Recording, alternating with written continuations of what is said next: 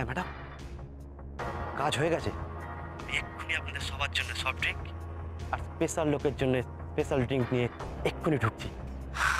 তোমাকে এখন এই সময় ফোন করতে কে বলেছে? হ্যাঁ, এখন যদি কেউ সন্দেহ করে, বেশি কথা না বাড়িয়ে এক্ষুনি নিয়ে এসো।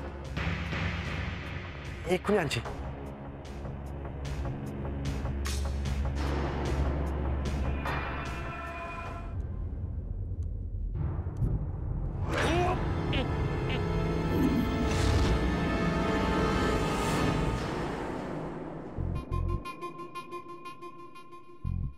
হ্যালো হ্যালো ভাইয়া, তুমি এক্ষুনি চলে এসো।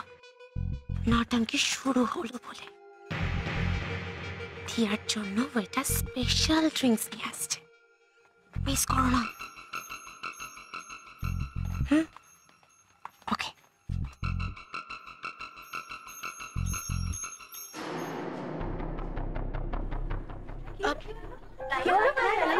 লাইট অফ হয়ে গেল কেন? ऐसा तो कभी होता नहीं। আমার মনে হচ্ছে লোডশেডিং হয়ে গেছে। একাডেমিতে লোডশেডিং? সালেন্দি তাড়াতাড়ি বাইরে চলো।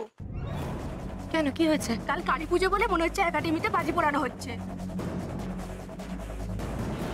একাডেমিতে বাজি ফাটানো হচ্ছে? সেটা কি করে পসিবল? কে বাজি ফাটাচ্ছে? চল তো দেখি, চল।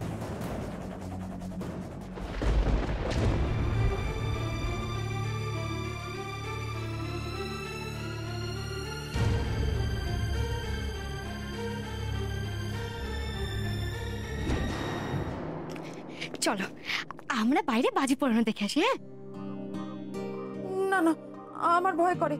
তারপরে বাজি পোড়ানো দেখতে যাওয়া নিয়ে আবার একটু কি ঝামেলা হয়ে যাবে।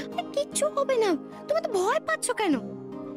আচ্ছা, বাজি কেন পোড়ানো হয় বলো তো? যাতে চারিদিক আলোয় আলো হয়ে ওঠে আর আমরা সব অন্ধকার কাটিয়ে দুষ্টের দমন করে জিততে পারি।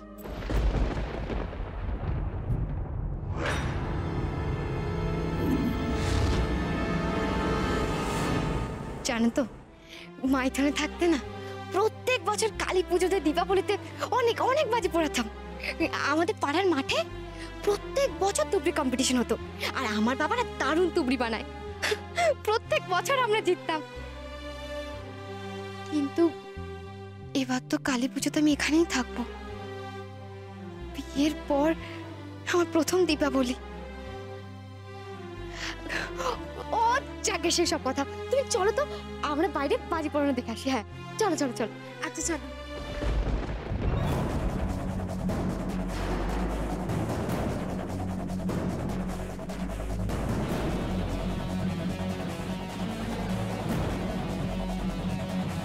কে?